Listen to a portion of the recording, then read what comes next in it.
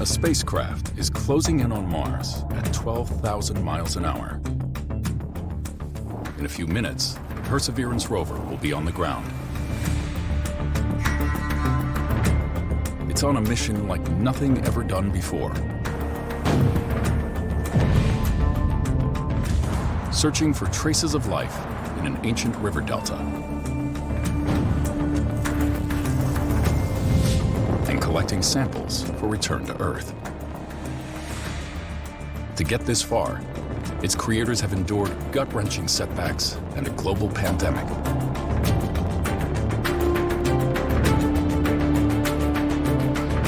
Thousands of people played a role to make this happen. But only a few have ever touched this marvel of human ingenuity.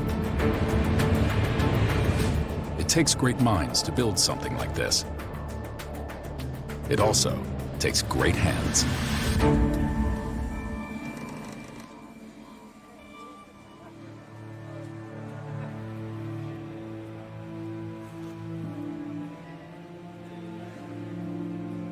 A spacecraft, a NASA spacecraft, highfalutin, big ideas, but in the end, it is handmade. It's put together by technicians. And so you have this great contrast between heady, theoretical ideas and engineering science and craftsmanship, workmanship.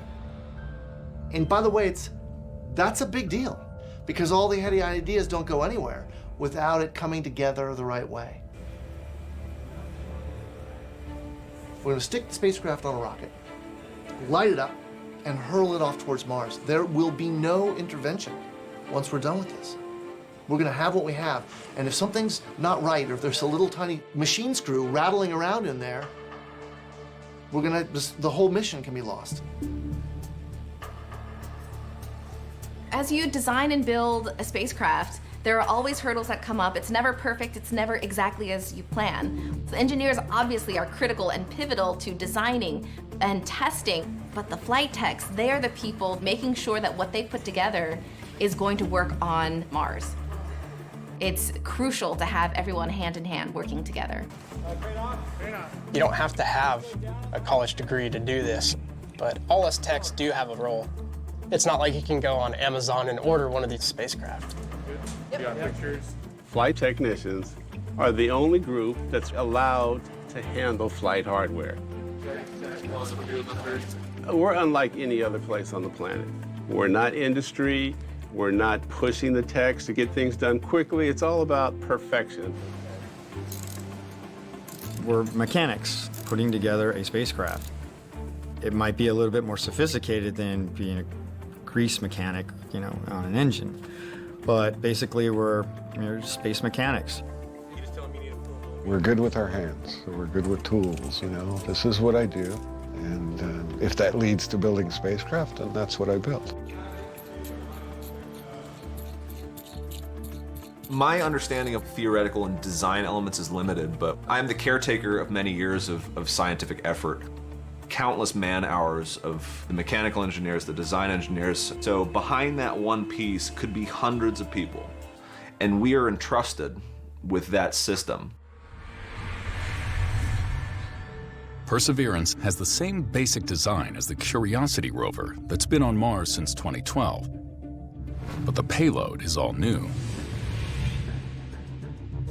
The centerpiece is a complex robotic system to drill and cache samples of Martian rock for return to Earth by a future mission. The idea of sending spacecraft to Mars, grabbing some samples, and bringing them back, this is something that scientists and engineers have wanted to do for a very long time, many decades, because they might hold signs of ancient life.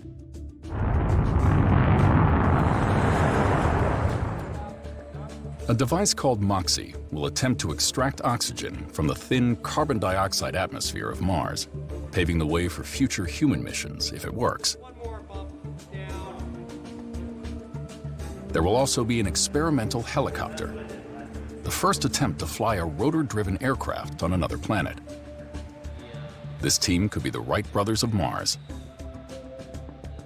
Flying a helicopter on Mars is a game changer, introducing the entire aerial dimension to exploring a planet.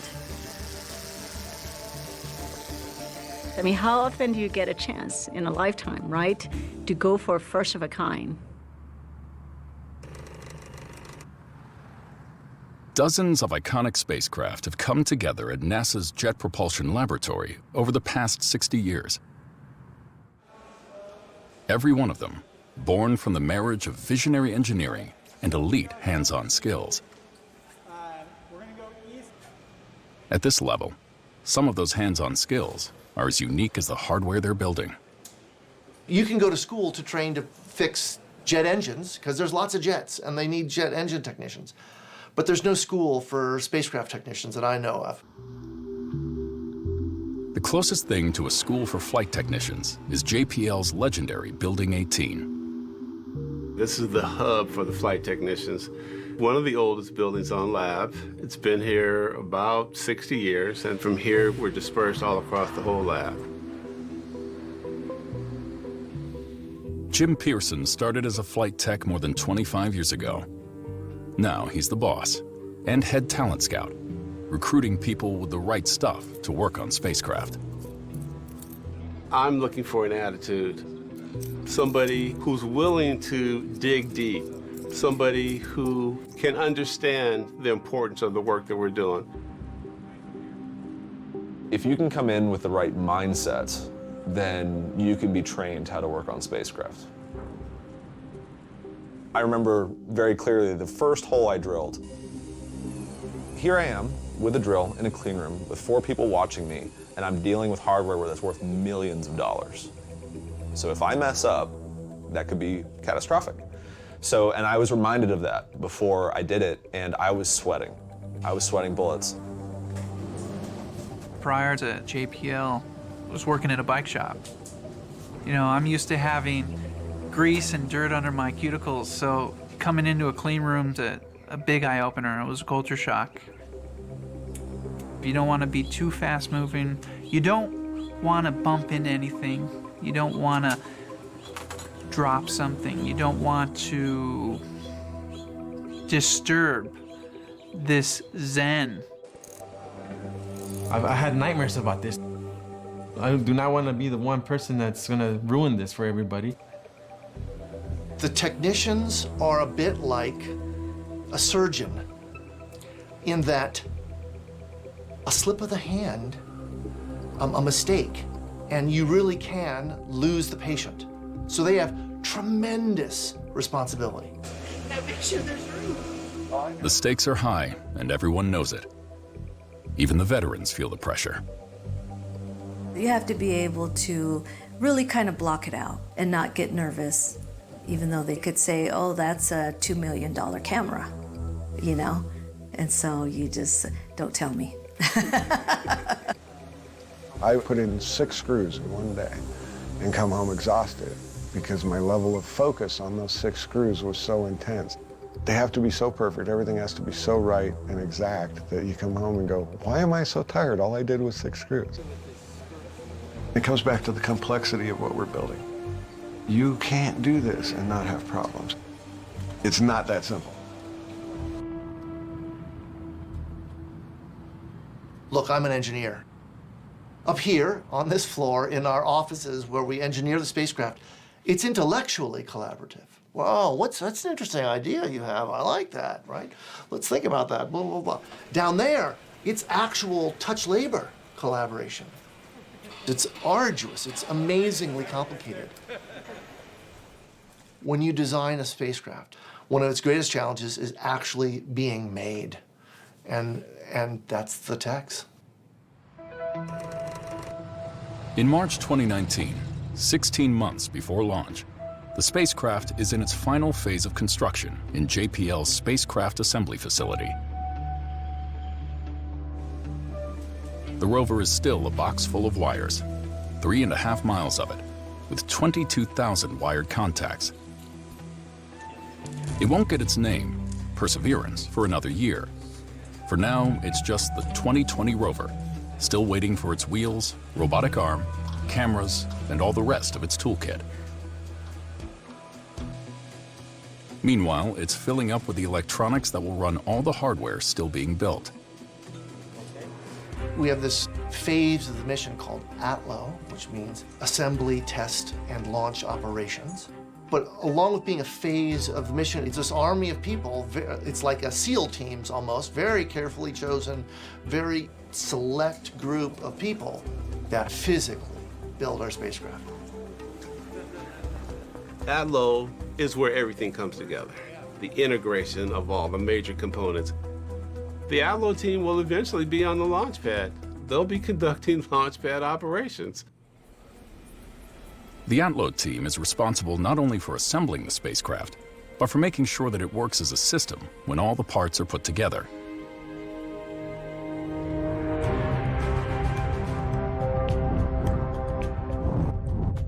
The rover doesn't fly to Mars by itself. The cruise stage manages the journey from Earth to Mars, then separates just before arrival. Then comes the 7 minutes of terror, as the spacecraft decelerates from 12,000 miles an hour to a gentle touchdown. Radio commands at the speed of light will take 11 minutes from Earth to Mars, so the spacecraft is on its own. The aeroshell carries it through the fiery collision with the Martian atmosphere.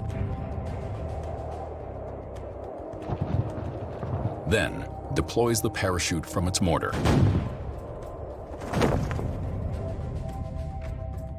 The heat shield drops off.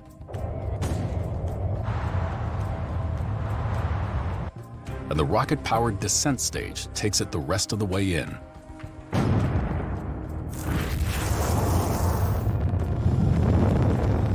Finally, there's the acrobatic sky crane maneuver.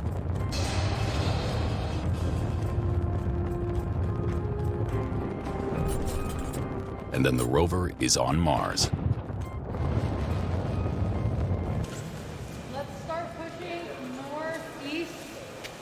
Slowly. Over the next few weeks, they'll be temporarily stacking all those parts together for a brutal series of tests simulating the trip to Mars. The rover's not ready yet, so they have a mass-modeled dummy inside to get the correct weight and center of gravity. It's major work. It's heavy lifts, critical lifts, millions of dollars in hardware. So the smallest little mistake can be huge. On the crane. Let's come east, slow, east, slow. Engineers direct the lifts, but only technicians, and only the most experienced, can operate the crane. It's a potentially dangerous situation. And so doing it safely, making sure you have everything hooked up right, making sure you haven't missed something is key. And that's a place where experience comes into play.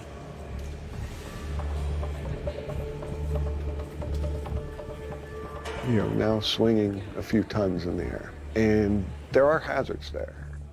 By the sheer size of the spacecraft, you can't see all around it. You have to trust that that person on the other side is doing their job. Down on slow.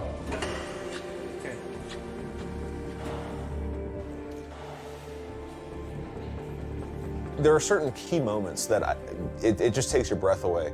Seeing the spacecraft stacked for the first time, you're reminded that this is real, this is happening, this massive collaboration, and I have all of that work in my hands. At that point, you saw the complete spacecraft that's going to fly to Mars.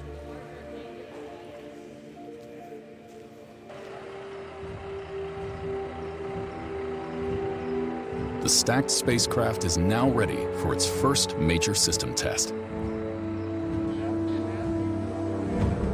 Over the next 12 days, inside a space simulation chamber, it will have to prove it can function in the frigid vacuum of deep space on its 7-month journey to Mars.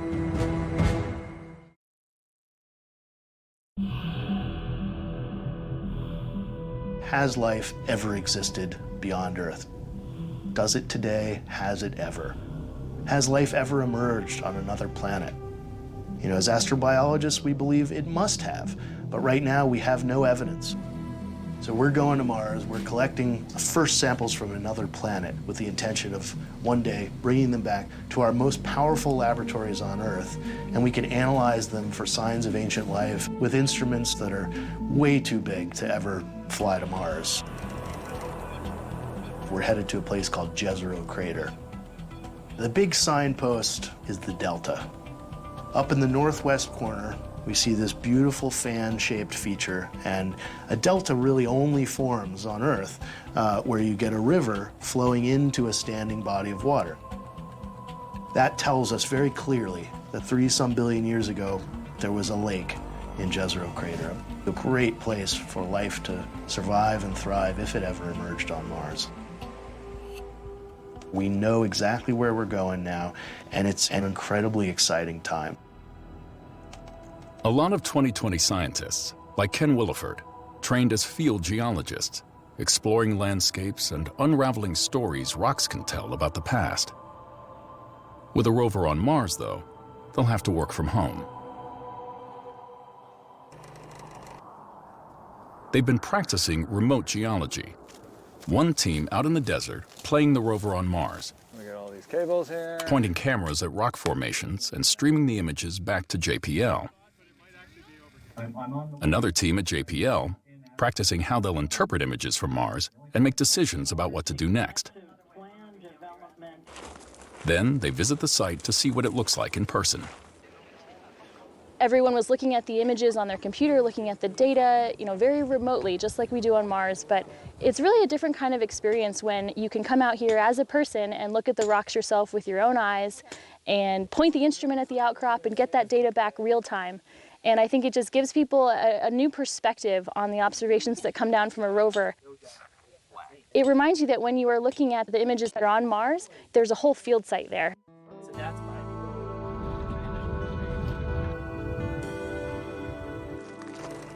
They have to travel a bit farther to see what the jackpot on Mars might look like. The key reason we came to this locality in the middle of the outback is rocks like this. Rocks like this are extremely rare. What's very special about them is they have evidence of the earliest life on Earth. And they tell us what we should be looking for on Mars. When we say with Mars 2020, we're seeking the signs of ancient life on Mars, this is precisely the kinds of signs of life that we'll be seeking. These wrinkly layered structures that we call stromatolites, which represent basically fossilized pond scum in a sense. This is what we would call a biosignature, sign of life, observable to the naked eye and therefore observable to, say, the mast-mounted cameras on a rover. If we see something like this on Mars, it is a very, very good day. It would be a very important scientific discovery. We would characterize it using the instruments that are on the rover, and then we would sample it and prepare it for return to Earth. Now it's up to the engineers to make it happen, starting with Jezero Crater, the most dangerous place they've ever attempted to land on Mars. Landing on Mars is always very difficult. I mean, the vehicle has to do everything on its own, right? We have no ability to joystick the spacecraft as it's coming in. But at Jezero Crater, I see a lot of dangers that we have to deal with. There are rock fields to the east. We need to avoid steep slopes as well.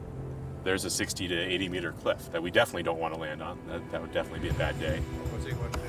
To improve the odds, they're developing a new camera system to help the lander detect and avoid hazards on its own.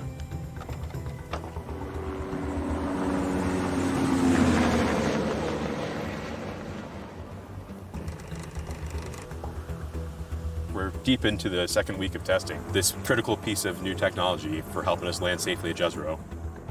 This gives the vehicle the ability to figure out where it is, using a camera to take pictures on the way down and compare the pictures to pictures we've taken from orbiters, kind of a map of the place we're trying to go. And then we can use our engines to steer the vehicle to safe spots that we can reach because we know where we are finally.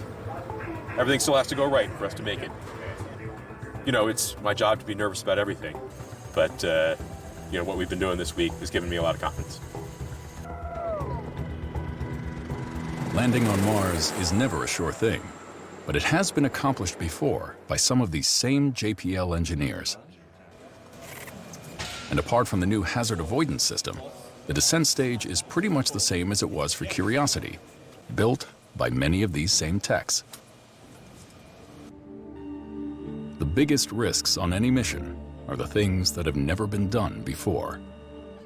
We want to bring samples from Mars back to Earth. It takes 3 missions to make that happen. 1 mission to core into the rocks of Mars, take core samples, seal them in inhumanly clean vessels, and leave those vessels on the surface of Mars. The 2nd mission, to take those sealed samples, put them in a small rocket, and put them in orbit around Mars. The 3rd mission, to scoop them out of orbit and bring them back to Earth. And our mission, Mars 2020, is the first of those missions. I think that almost everybody on this project shares my personal anxiety that it's that sampling system that is our greatest challenge on this mission.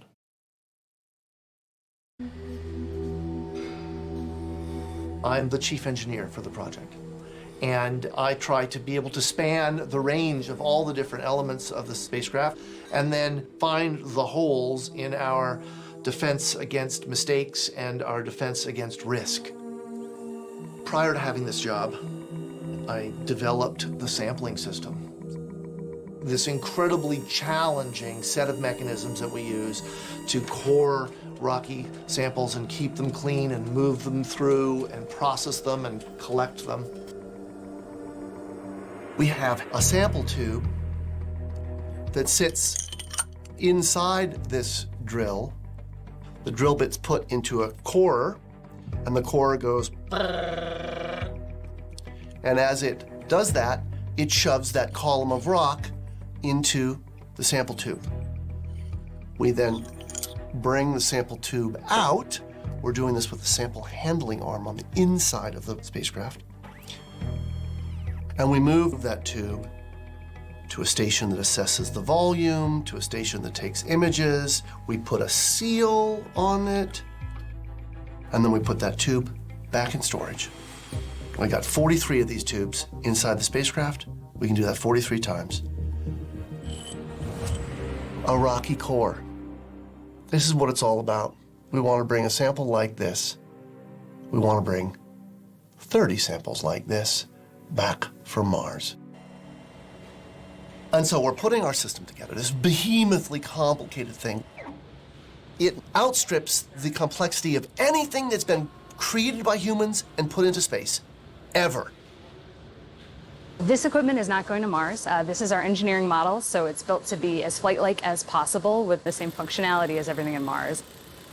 So we're in a very dirty environment here, and we're going to drill rocks with it. We're going to cover it in dust and really run it through its paces and wear it out. That's a pretty good looking core. This dirty testing version of the hardware will take a beating over the next few years, eventually moving to a space simulation chamber to prove it can function in the frigid, low-pressure environment of Mars.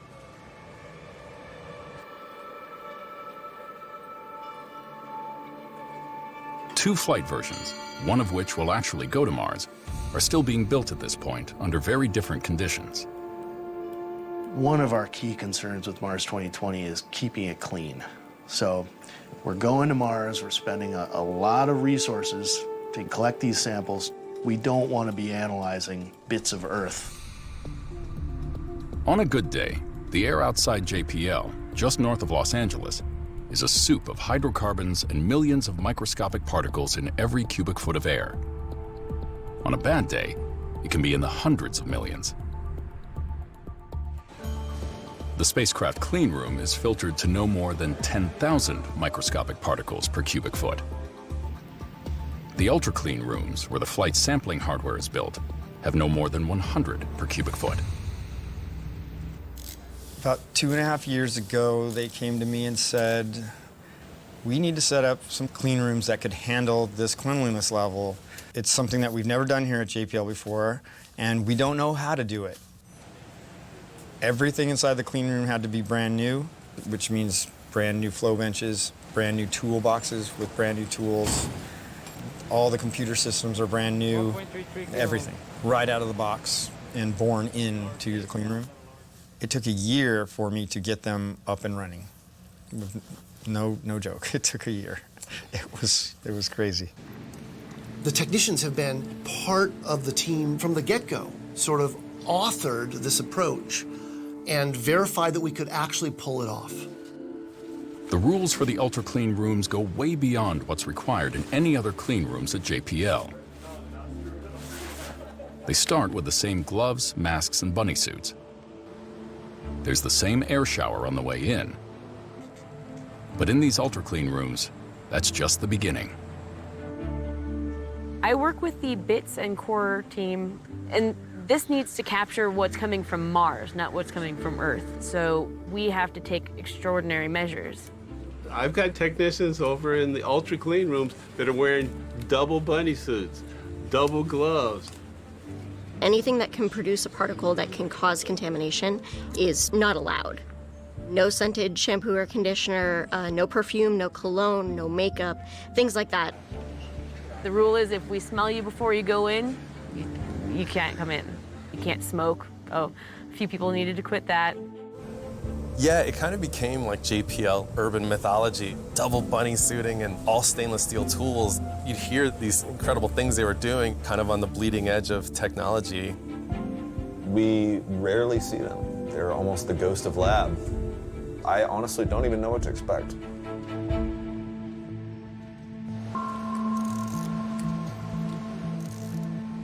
We are working on something that is the cleanest we've ever really attempted to send into space.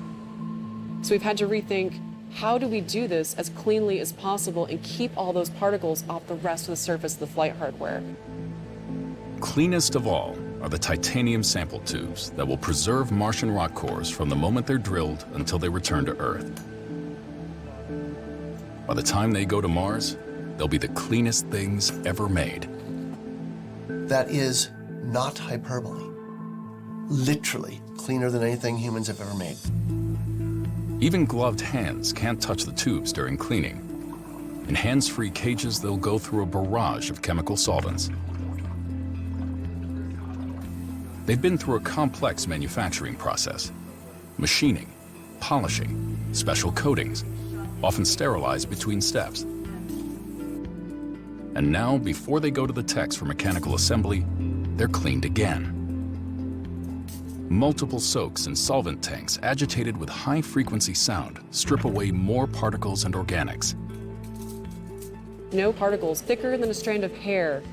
A fingerprint can weigh around 50 micrograms. We are trying to hit less than 0.1 micrograms for organic contaminations. Then they get baked in a high-temperature oven to burn off whatever is left.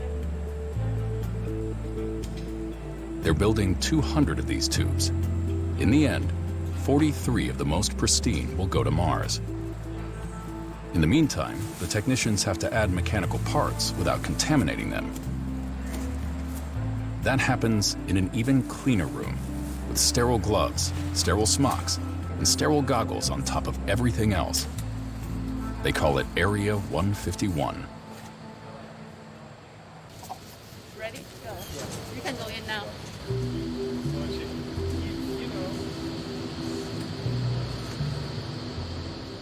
To put all of these very, very clean elements together is a tremendous amount of handwork. And you have to do it in these very, very clean environments using aseptic assembly protocols. You're not touching a lot of surfaces. You want your hands to be sterile. You want your tools to be sterile. It's required all of our flight technicians to retrain their minds about how they build the flight hardware. You have to be very, very conscious of your hands. You can't rest your hands on the table. You can't rest them on your gown. It's all about the handwork. There's a tremendous demand on the physical control of the people with touch, labor on the hardware to make this cleanliness all come to pass. They can get it right or they can get it wrong. Everything about this has been more difficult and taken longer than expected. One thing that we didn't appreciate was that there were enough piece parts, enough special things, special surface treatments, special processes, that we have slipped our schedule. We really wanted to be in the position that we're in now about 6 months ago. So the sampling system is what wakes me up in the middle of the night most frequently.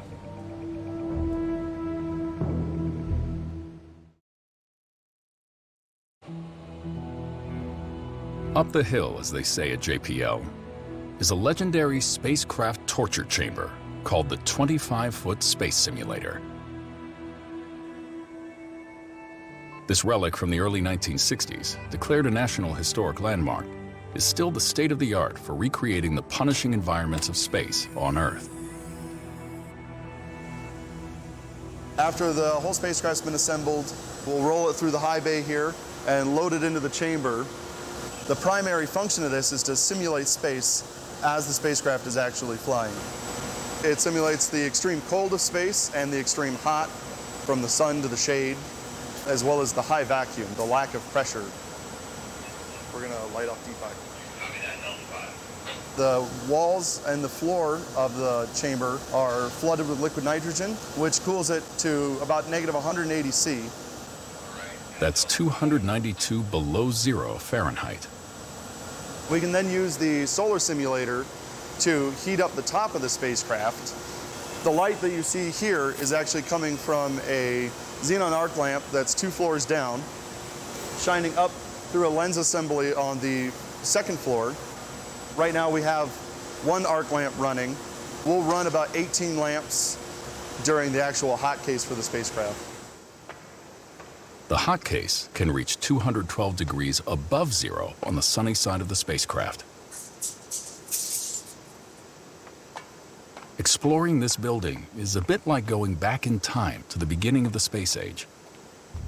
The Mariner 2 Venus probe, NASA's first spacecraft to visit another planet, was tested here in 1962, followed by just about every interplanetary traveler since then. So this is the end bell of the chamber. This is the bottom of the pressure vessel. This is where the vacuum's held. Most of the electronics for the spacecraft are passed through these ports.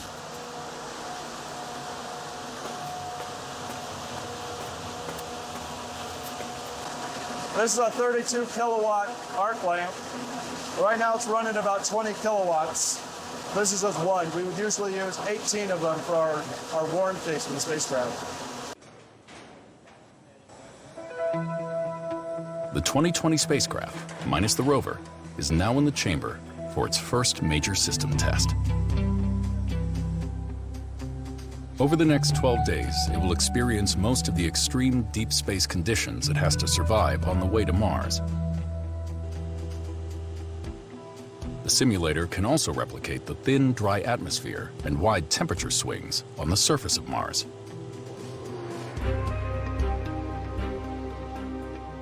This is where the Ingenuity helicopter proved it could both fly and control itself in that environment.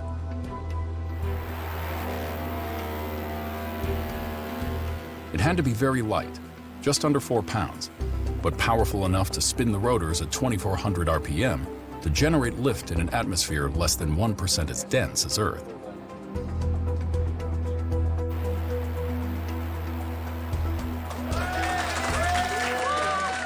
It was an amazing feeling.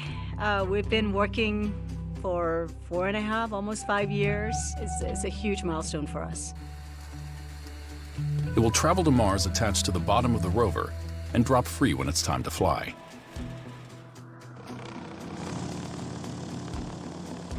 It will only fly a few times. The goal is to prove itself as a technology for future missions. We'll be able to get high-definition images of places that we want to send rovers to. So we'll have a scout to inform before long traverses, and then we'll be able to have a totally new way to get to places we simply cannot get to today. And to be able to sit here and say, yes, it's working, is a huge deal. It's a huge deal. But there's always going to be a but until we do it at Mars. Of course, not everything can be tested in the simulator. To test the parachute under Mars conditions, they had to launch a supersonic rocket and deploy the chute 100,000 feet up, where the atmosphere on Earth is as thin as Mars near the surface. But even that doesn't tell them everything they need to know. In order to get that parachute out behind the vehicle, we have to shoot it out of a cannon called a mortar at about 100 miles an hour. So we're out here getting ready to do a test of that cannon. We've got lots and lots of high-speed imagery, recording at up to 20,000 frames per second, because we're witnessing and monitoring and watching things that are occurring in microseconds, or at least milliseconds. We've got a parachute pack that's loaded into this canister behind me. This is the 14th test. There are a number of small changes that we've made along the way. This is hopefully the final test to see that all those changes worked. It's a pretty exciting test. That's about 200 feet high that this thing has to travel in a fraction of a second. And when this goes off, it's a pretty spectacular boom.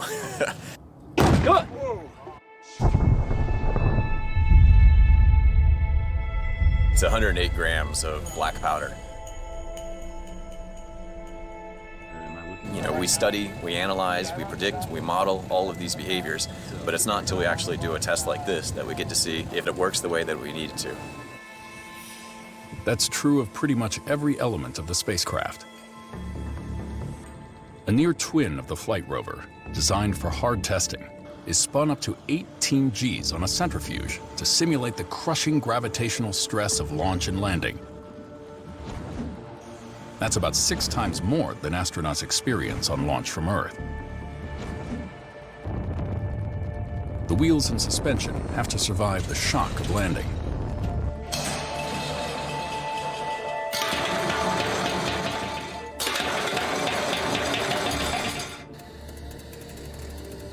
And then, endless hours of driving in the Mars yard, using a stripped-down rover to approximate its weight in Mars gravity.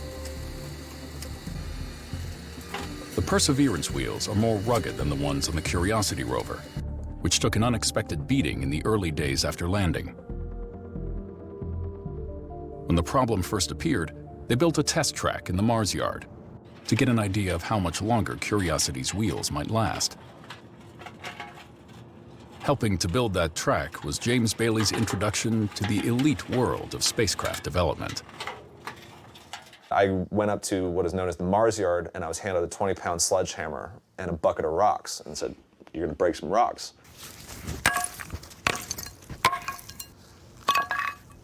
My first couple months here at JPL, learning about spacecraft and the Mars mission, this was my first dose of it. And coming from the Army, it was the easiest money I ever got. So this is my beginning of JPL. The Mars Yard rock pile can test the attitude of new flight techs. Those who pass move on to work where the stakes and the expectations are much higher.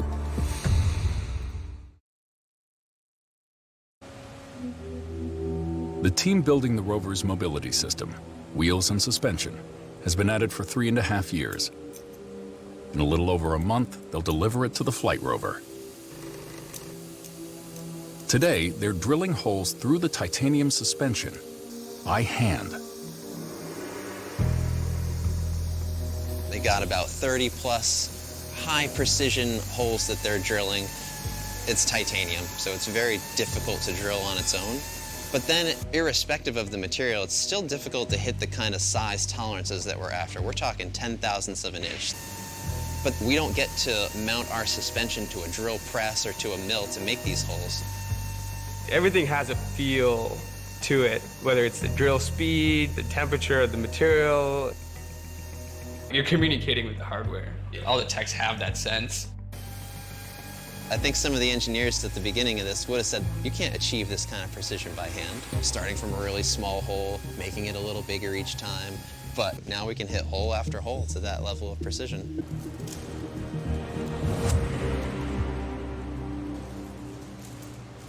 A few days later, they're installing the electric drive and steering motors into the suspension struts, where they'll be mounting the wheels.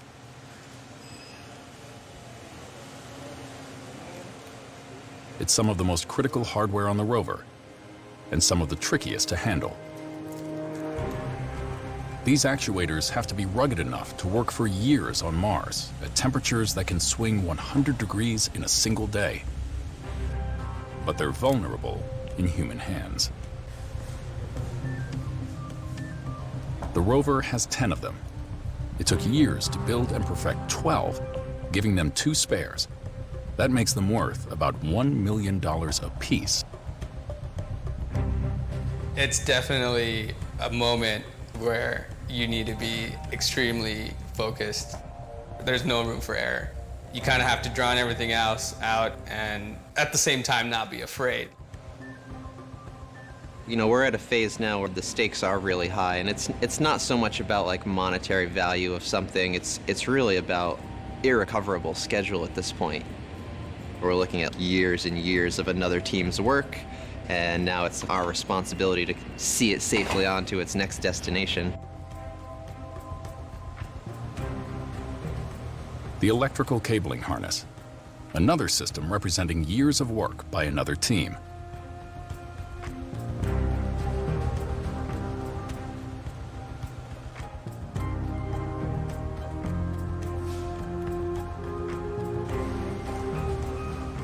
Powered up for the first time,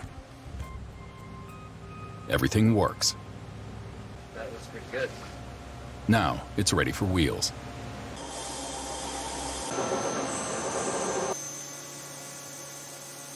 They've been in production for more than a year. They have 43 altogether. Only 6 will go to Mars. The rest will stay behind as spares for the test rovers in the Mars yard.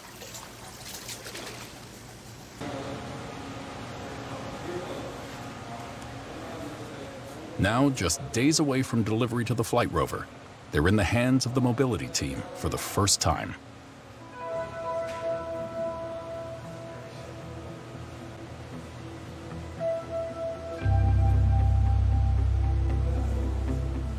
This stuff looks beautiful because it's a product of functional design kind of being taken to the nth degree. I find that complex designs are usually complex because they haven't had enough time to cook and distill down to something elegant.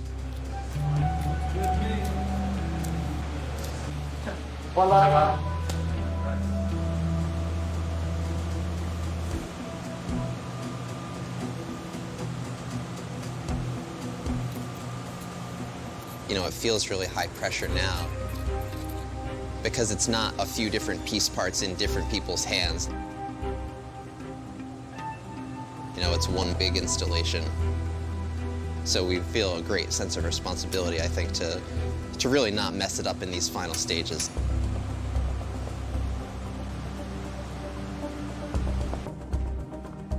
A few days later, the rover mobility system is leaving its birthplace in Building 18. It's a venerable tradition at JPL. The procession of finished flight hardware down the hill to the spacecraft assembly facility.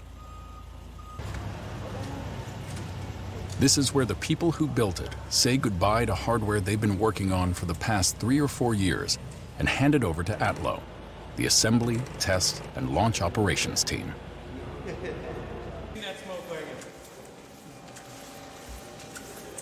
going first? This one? Yeah. It's not in the handbooks of engineering at the Jet Propulsion Laboratory. You run into it when you build your first piece of spaceflight hardware and you go to deliver it to the rest of the spacecraft, and you watch this group grab it and carry it away from you. You're like, whoa, whoa, whoa, wait a second. You know, I understand this piece of hardware, and how do you know, why do you think you understand it? As soon as you hand it over to them, they're like, whatever, dude. Now ATLO owns it, so it's no longer their responsibility. Now we control it, and we will be the ones to put it on the spacecraft. Right. We'll take care of this. We'll get it inside with QA, and we'll stanchion it off. Appreciate it, sir. Secure for you. It's like taking a kid to college, I imagine.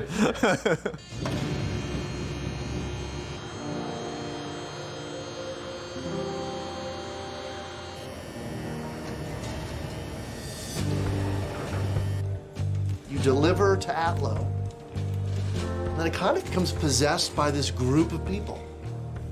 They take tremendous ownership of the elements of the spacecraft that come into them. And I think that that's the perfect perspective for them to have, because once they have those pieces of spaceflight hardware, it's all in their hands, literally in their hands.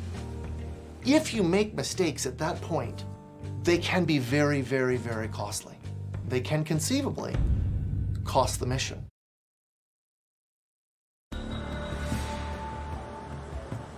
The stacked spacecraft has served its time in the space simulator with no major problems.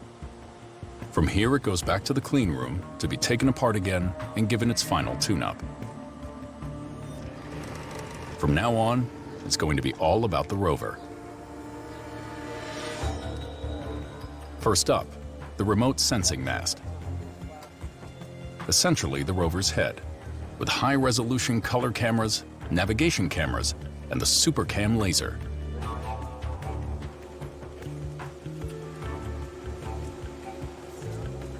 Installations are meticulously planned, closely supervised, and inherently risky. Up, slow. Stop. Okay. South, slow. Engineers direct, South, slow. and the techs handle the crane and flight hardware. Small bump east. Most other places I've worked at, it's just like shut up and turn the wrench, but here it's very different. Everyone is valued for the insight that they bring to things. Slow. It's more than just having the skills. There's a mindset to those guys. The work is very demanding. There's a lot of pressure. The hours, you know, we're working 2 shifts. There'll be times when we'll be working 3 shifts. You're working over weekends. Like any work site, when you're in the middle of it, you're just like, oh, why do I do this? But everyone comes back. we're like the mafia. Everyone comes back.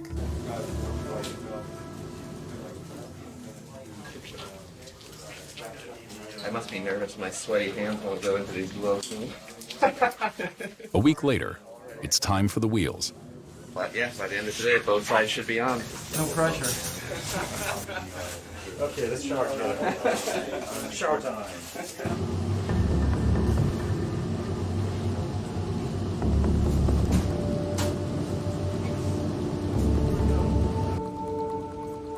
This will be an all-day operation with 2 precision lifts on the crane.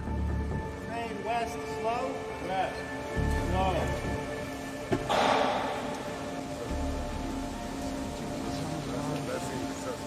Stop. It's a delicate balancing act, lining it up precisely to mate to the body of the rover, matching 2 pins to corresponding holes on the chassis.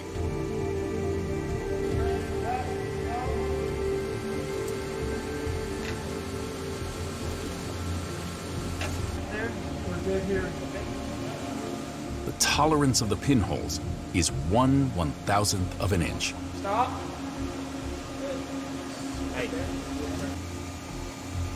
The lead mobility tech makes the final connections.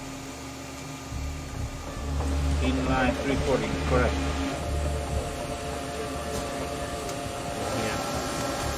Everybody puts so much work and effort into it. A little bit of their soul is in the rover. The hand touching the work is what creates it. It's a great experience.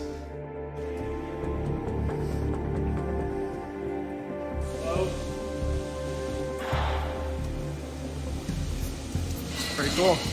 It's starting to look like a rover now. You want to hug it and kiss it and whatever.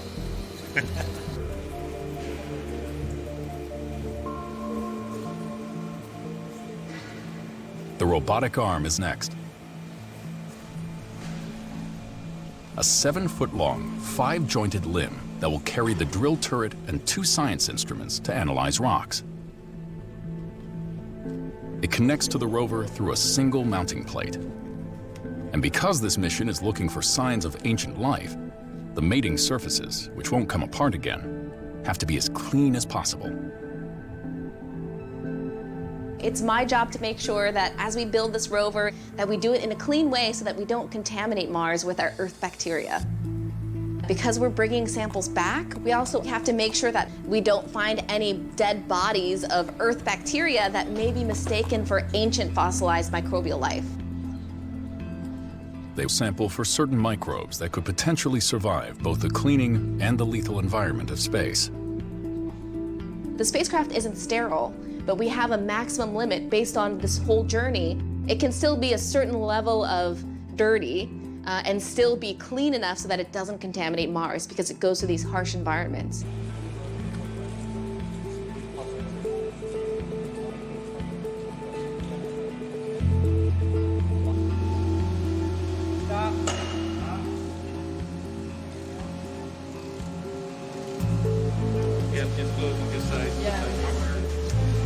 Good one.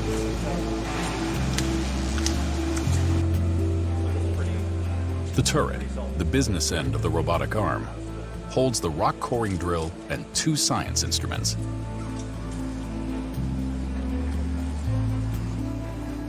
As the spacecraft goes from an idea to reality, there are less and less opportunities to catch mistakes. And people have got to be willing to call out when something's not right, because you can't sort of fake it. You have to make sure it's done 100% right. The rhythm, the movement, that also has to be perfect. You're holding out the torque wrench, you're turning it, click, perfect. Now that's been torqued. Now you have to get the tool out, make sure it's coming out straight, don't hit anything. Trying to cover up or hide a mistake is totally taboo. Let's say you drop a fastener. Clink, clink, clink, clink, clink. If you don't tell anybody, there is a possibility that that fastener could stop something from working properly. It's just understood. You make a mistake, you come talk to us. So hand labor at the point of the spear where a mistake can mean $2 billion is very unusual and very intense and demands tremendous integrity of the people doing it. Now, the fiendishly complex, unearthly clean sample handling system. They're building 2 potential flight versions, one of which will go to Mars. Neither is ready yet, but one of them has to go into the rover now to make sure it fits and connects properly. So this one will be coming back out eventually. The bit carousel is another intricate part of the sampling system that delivers bits to the drill, and another challenge to keep clean. It is all about being a contortionist with this thing, and you have to be a sterile contortionist on top of it. It is a very tight area. It's definitely like nothing else we've dealt with. Finally, the Ingenuity helicopter. It will ride to Mars mounted on the belly pan underneath the rover and drop free when it's time to fly.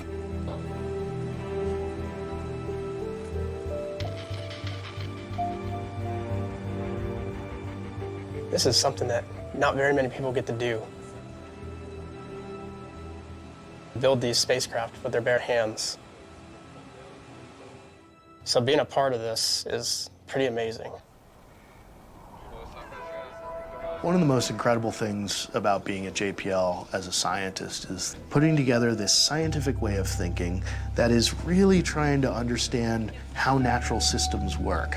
Next to these engineers who are thinking about how can we build something that allows scientists to answer these questions. And then you have these incredibly talented technicians who are out there really on the front lines putting things together. And it really is astounding. I mean, just the artistry. The level of detail and complexity is mind-blowing. We have these wiring systems that are all bundled together, and then that whole bundle is tied together with string. And that has always just struck me as just such a beautiful thing that we do, this incredibly high-tech enterprise and operation, and you see little bits of string, you know, holding it together just so. It's really wonderful. Perseverance is now ready for its most demanding test, the space simulator, where the gloves come off and it will have to prove itself under Mars conditions.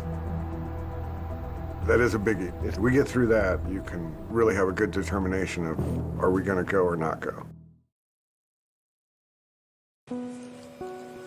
Before it goes to the space simulator, the rover has to pass another test, mated to the descent stage. Mounted together the way they'll fly to Mars, they're going to experience some of the stress of launch. This is the vibration table, and its job is to simulate the experience of sitting upside down on an Atlas V rocket during liftoff. Just one of the many indignities they will have to endure on the way to Mars.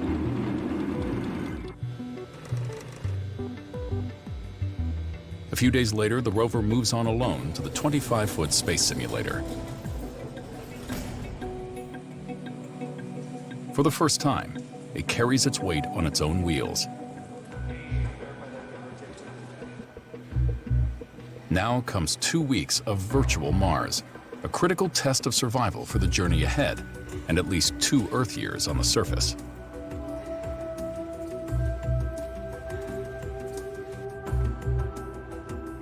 That is a major milestone because that's where we actually get to run the rover through all its functions as if it was sitting on Mars. You know, so everyone's excited to get it in the chamber, start that testing. We get through that, now we're on the downhill side towards launch.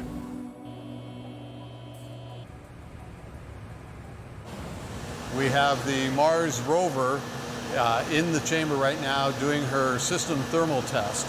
Over in this room over here, we have the ATLO team, the ATLO systems team, who's controlling the spacecraft right now as she's powered on.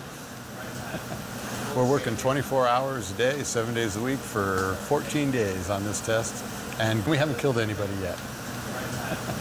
Not from lack of trying. It's our baby in the chamber, getting ready to go. To think that in about 10 months, it's actually on her way to Mars. Yeah, in just over a year, about 15 months, she'll actually be on Mars. That's pretty amazing. Yeah. When you're in the heat of battle, sometimes you forget and it gets frustrating, but you got to take a step back periodically and go, hey, I'm building something that's going to Mars again. This is by far our biggest test, and so far, everything is working as expected. We have now hit a point where the smallest little thing that you wouldn't even think of can basically end the mission. And it could be something so small as just dropping a screw. Once you get through this test, we do not have the time anymore to react to any kind of large mistake. Point of no return, I call it. The launch deadline is firm. Earth and Mars line up close enough to make it happen just once every 26 months. Miss that opportunity, and the next one is another 26 months away. The rover has now finished its time in the chamber. Everything is working. From here, it goes back to the clean room for its final tune-up. In a little over 2 months, the entire spacecraft and JPL team will move to Cape Canaveral, Florida, to prepare for launch in July. The one thing that's not quite ready yet is the centerpiece of the mission, the robotic system to drill and cache Martian rock samples for eventual return to Earth. It is an amazingly daunting, complex system that we needed to assemble to get this job done. So complicated that it took us longer to get it together than we ever dreamed it would. Now, only 10 months before launch, this dirty testing version of the hardware is running a full sampling sequence, end-to-end, for the first time. Awesome. Not bad. Success. But now it has to do the same thing under Mars conditions. So, as Perseverance finishes up in the big space simulator, the sampling system is moving into a smaller chamber next door. The entire rig, robotic arm, drill turret, sample handling system, and an assortment of rocks to drill, will be lifted into the vertical vacuum chamber.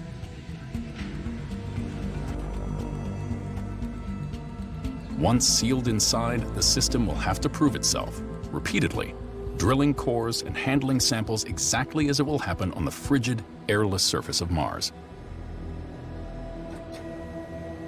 And the first attempt does not go well. The very first time, we went up the hill to our vacuum chamber that allows us to core in the conditions that we expect to see on Mars.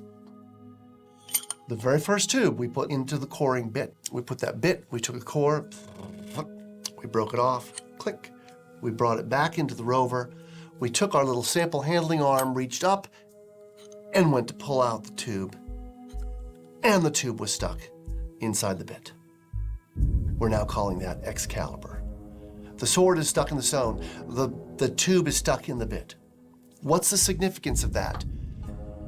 Well, that means that if we can't get that tube out of the bit, this bit is no longer any use to us. We have 6 of these bits all in, so we could stick a tube in a bit 6 times before it would be game over for taking cores. We start to look in detail at some of the mechanisms that could be involved. There's another set of tubes that have gone through our final flight cleaning process. We're starting to exercise those tubes, not in the dirty testing, but in another vacuum chamber. And there we see things that don't look that great. Those mechanisms are showing us stickiness that's very close to locking the mechanism up and making it unusable. And some of them, if they failed, essentially the mission is over. That stickiness, friction, turns out to be an unintended consequence of the extreme cleaning regimen the tubes and their mechanisms have gone through to prevent them from contaminating samples collected on Mars. Powerful solvents and a high-temperature bakeout drove off every trace of hydrocarbons, including a microscopic layer that remains on conventionally sterilized surfaces. Interesting thing. Our engineers do tests about friction, understand how to design mechanisms based entirely on data of materials that have that thin layer of the hydrocarbons on them. No mechanisms, no devices, no robots have ever been made or conceived of to be this clean. So all of our understanding about friction, about ways metals mate and don't mate, is all based on metals that have this very thin coating of hydrocarbons. This isn't an issue of workmanship. It is really an issue of creating mechanisms that are unearthly in their cleanliness, and their function is changed by that unearthly cleanliness. Reasonably, we should have expected that, but we didn't really have a finished flight design to put through those tests 4 years ago when we committed to this. And so now, it's only now when we're done that we put it through the tests and we're like, well, there's some problems here. The question now is, can the hardware be made reliable enough to launch in July 2020, just 8 months away? Or should they buy more time and slip launch to the next opportunity in 2022? What is good enough, right? None of us really know. My previous experience has been landing. Landing's very binary. Good enough is safely landing the vehicle. Done. If our sampling system successfully gets 30 samples and then fails, well, okay, that's good enough. 20, maybe that's good enough. 10, not good enough. To miss the launch deadline, putting everything on hold for 26 months, would cost at least $500 million and complicate planning for the sample return mission. But launching on schedule and failing to collect enough samples would be worse. Because this sampling mission is the first in a 3-mission program spanning over a decade, resulting in samples from Mars being returned to Earth, some of our sampling system mechanisms, if they failed, could not only kill this mission, they kill the follow-on missions. The stakes are kind of unbelievably high. By mid-February, 6 weeks away, they have to decide whether to move the spacecraft to Florida and prepare for launch, or punt to 2022. Between now and then, the project will focus on getting the evidence they need to make that decision. We launch in July. We're December. We won't be done with this assessment in January. We won't be done with this assessment in February. But you don't want to pack the thing up and ship it to the Cape if you're not going to then launch it.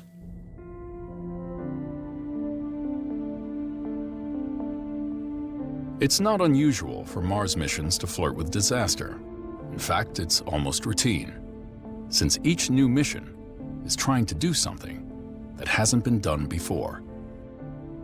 There is an escalation there due to the arms race between exploration technology and that which demands to be explored.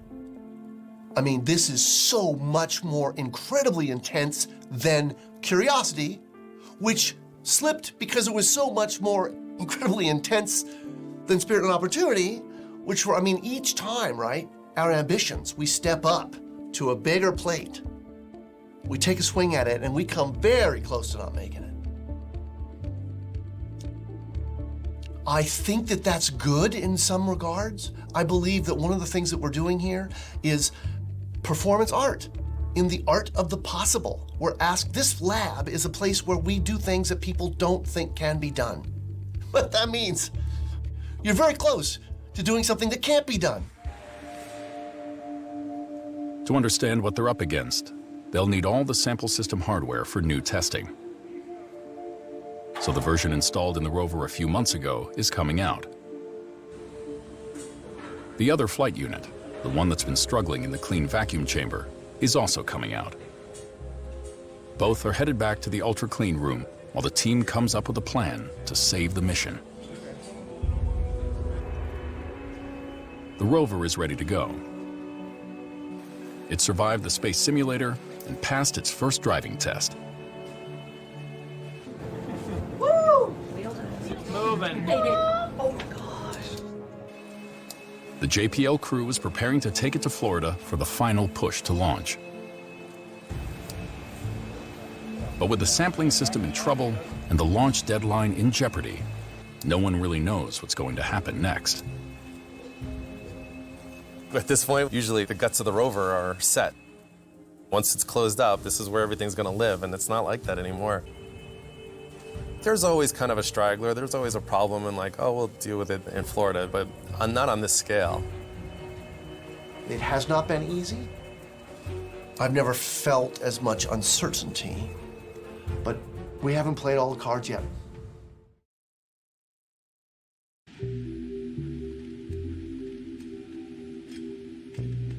The Perseverance rover, the spacecraft that takes it to Mars, and the team that put it all together are supposed to move to Florida in just about a month to prepare for launch in July.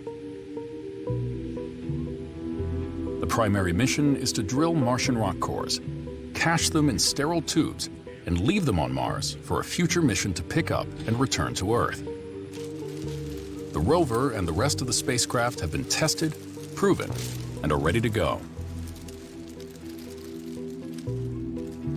But problems with the rover's crucial sample handling system have forced a last-minute scramble to meet the launch deadline. We'd been working on this for a long time, and we followed every protocol. We did everything that had been outlined for us to do. But a lot of people were worried that when we got to Mars, something would get stuck and mission over, and we wouldn't be able to take any samples. So they decided that we needed to take a step back and try to figure out what we're doing.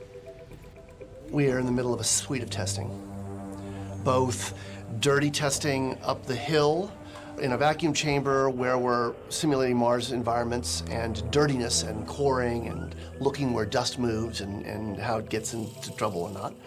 And also very clean hardware, the hardware that we want to take to Mars, testing in a very clean vacuum chamber. Long days, nights and weekends. Some folks are running 24/7. And we've had problems. 2 months ago, the first time they tried to core a rock in the space simulator under Mars conditions, the sample tube got stuck in the bit. They called it Excalibur, Since then, they've learned that's not their biggest problem.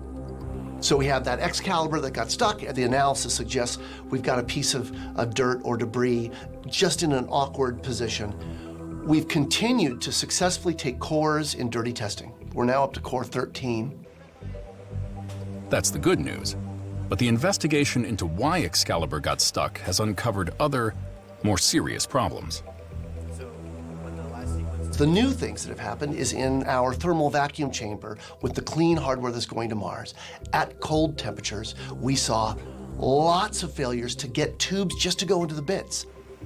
A piece that worked every time in dirty testing was working almost 0 times in our cold temperature thermal vacuum chamber.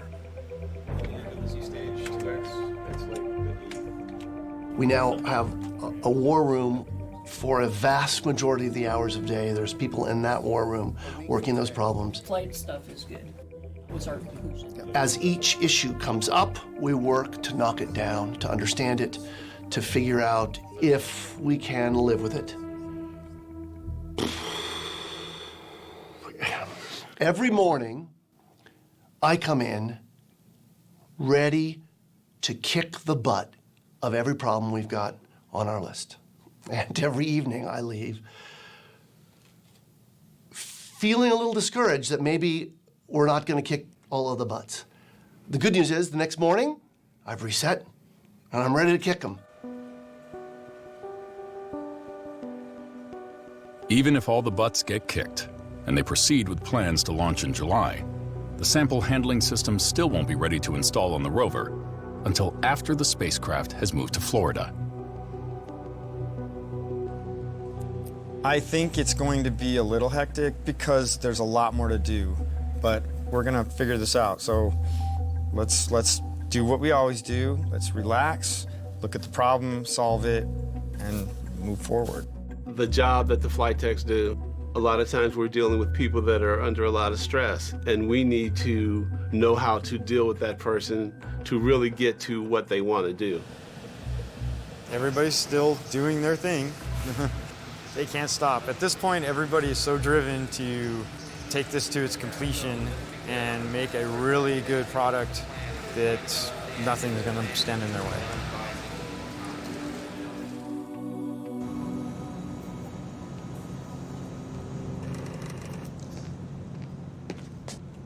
It's February.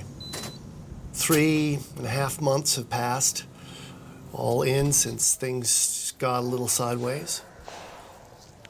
Quite literally nights and weekends, full team working through a lot of testing.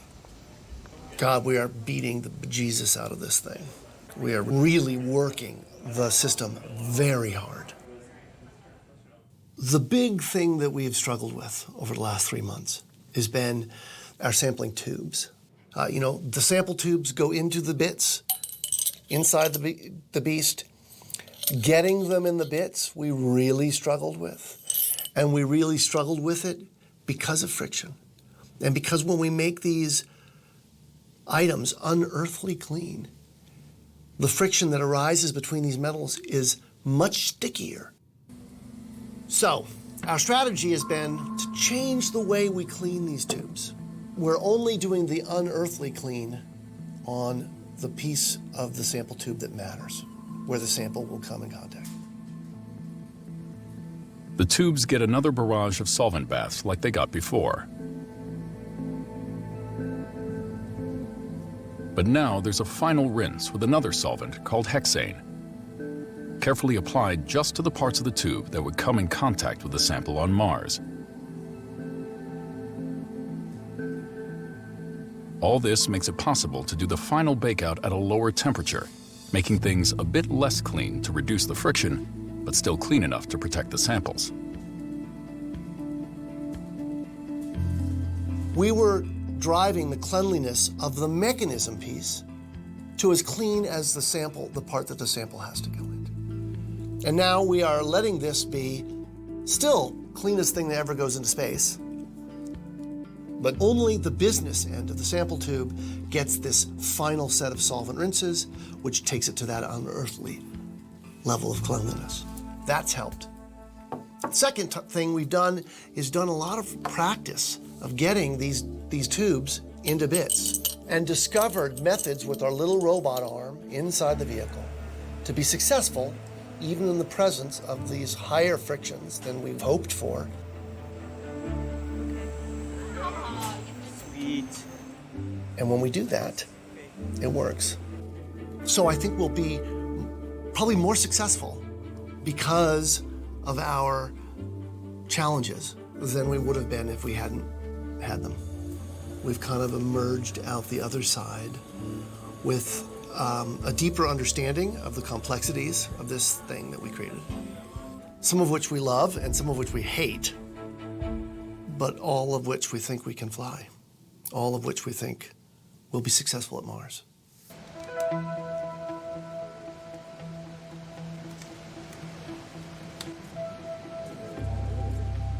So far, everything that they came up with has worked pretty well, and here we are. We're a little late, but we're still gonna make it. The flight bits have had their final cleaning. Once installed in the carousel that transfers bits to the drill, they won't see daylight again until the rover is on Mars. Good to go. They have to be kept as clean as the tubes, so this is an operation with sterile gloves, masks, gowns, and goggles. Even so, there's no way to eliminate all hydrocarbons in the air. Those signatures of life are slowly but steadily coating the hardware. So the action is choreographed to unfold as quickly but carefully as possible. It may look like a sacred ceremony, but it's just contamination control. It's a good way to make sure your fingers don't touch anything else besides the hardware. Yeah. Everyone's got different methods. They make this, they do this. Did you not see me wander off? This is another one of those moments when people say goodbye to their hardware. Oh my gosh. I was telling them it's like giving away all your puppies. They all found a new home. In the room next door, they're selecting the final 43 tubes that will go to Mars. There's a lot of inspection steps. We want to choose the most pristine, the cleanest, the best looking sample tubes. A part of our inspection is borescopic microscopy down into the bore to make sure we've looked at every single speck, fleck, slight reflection, then clean them again. We put our sterile flight tubes in special sheaths, and then that assembly goes into a bakeout for sterilization, and it's inserted in the flight vehicle just prior to buttoning the vehicle up inside the aeroshell and on top of the rocket.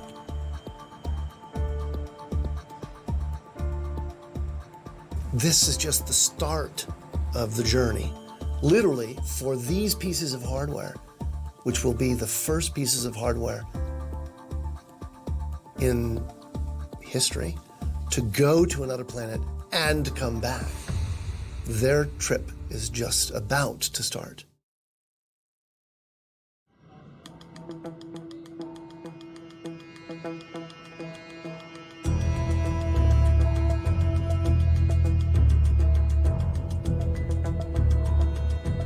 The rover will fly to Florida in a C-17. It'll never come home unless something terrible goes wrong. It's essentially starting its way to Mars. So we're moving forward. The core JPL team is moving with it, and they'll spend the next 5 months in Florida getting the spacecraft ready for launch. Very good, Zach. We were moving everything out to the Cape. And the people that were loading on the C-17s were like, how much is this box worth? $2.5 billion. How much is that box worth? $2.5 billion. And how much is that worth? $2.5 billion. The entire project is for $2.5 billion. If that falls off a forklift, that ends it. So everything from here on out is worth $2.5 billion. We know what we're getting into a bit. We know physically how everything is supposed to happen. It's just when you're at the Cape, you no longer have home field advantage. You can tell people how it's going to be, but they don't know until they get out there. In fact, no one knows what they're getting into in late February 2020. Soon after they arrive in Florida, so does the COVID-19 pandemic. With the mission and crew at risk, NASA locks down the spacecraft cleanroom to essential personnel. Documentary cameras are now in the hands of techs. Until launch, the JPL team is on its own.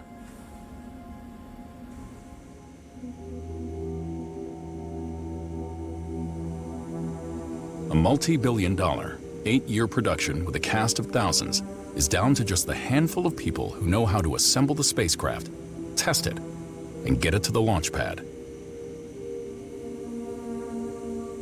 The crew that went down to Florida that had signed up for being away from home and only seeing them maybe once a month have found themselves isolated, cut off from friends and family, and with the pressure of the entire project on them, right? No real relief in sight, except for launching this thing.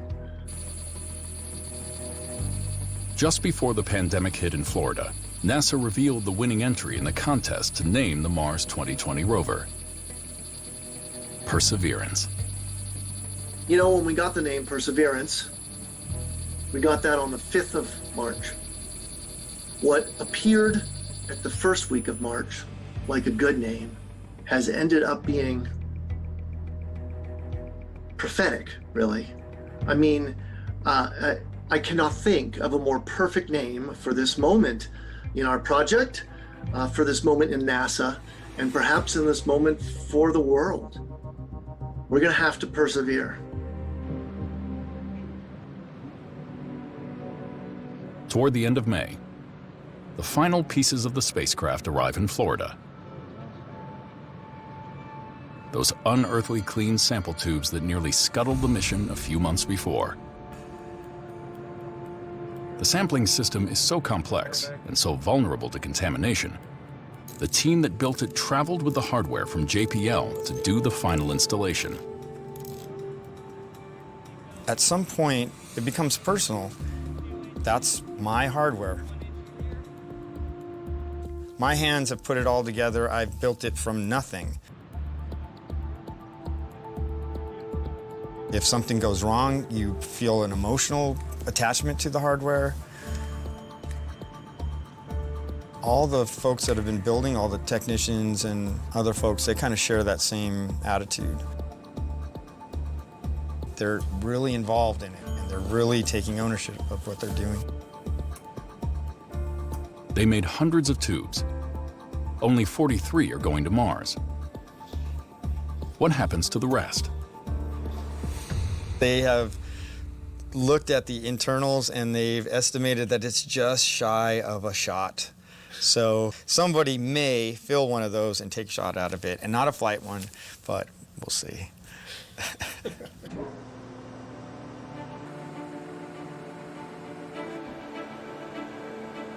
The spacecraft will soon be on its way to the launch pad.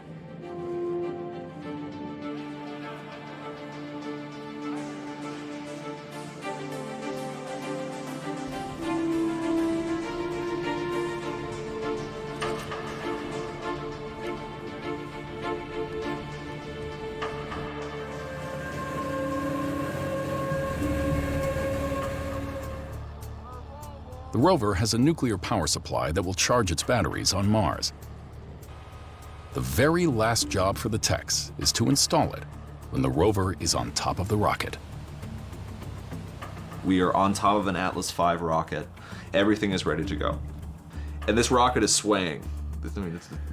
And so we have this nuclear power source that we have on this fixture to shove it in the rover and then bolt it down before we close it out and then put the door on the rocket, and that's it. It's off to the launch pad after that.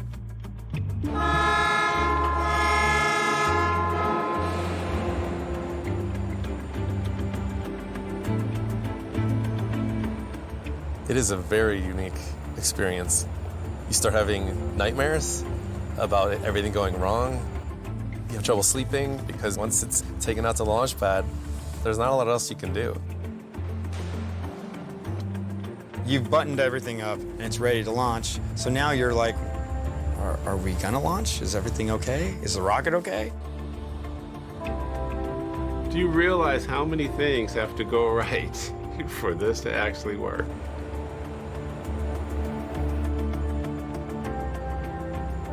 We've gone through a set of worries, we've gotten those behind us. The vehicle is fueled, it's powered, it's rolled out on the pad. We're ready to go. So hopefully, fingers crossed, tomorrow morning, we leave Earth.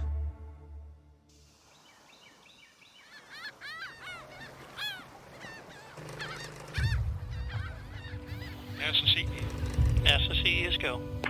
SMA. SMA is go. SMP.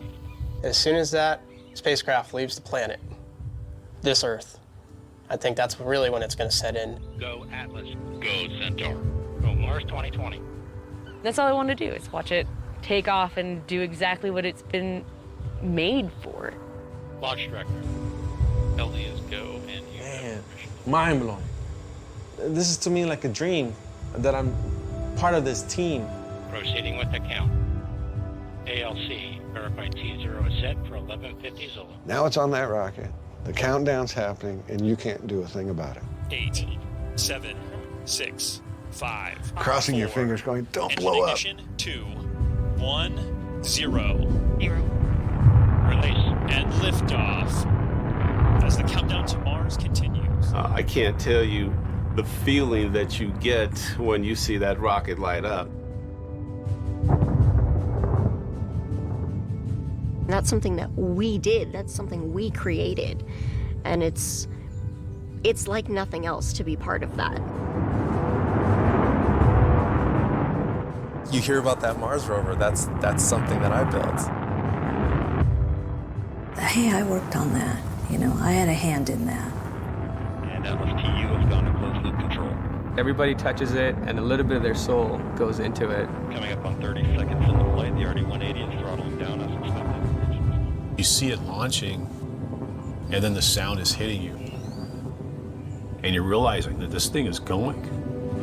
There it is. There it is.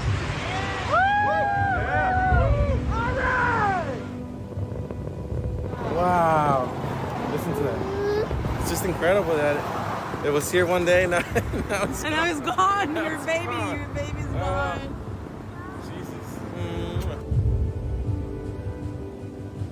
You devote your entire life to this, you know, years of it, and all of a sudden it's gone. Burnout pressure signatures look good. Standing by for SRB jettison shortly. We're trying to branch out into the universe, and this is one of those steps. The vehicle is 50 miles in altitude, 85 miles. It's time for it to do what it's supposed to do.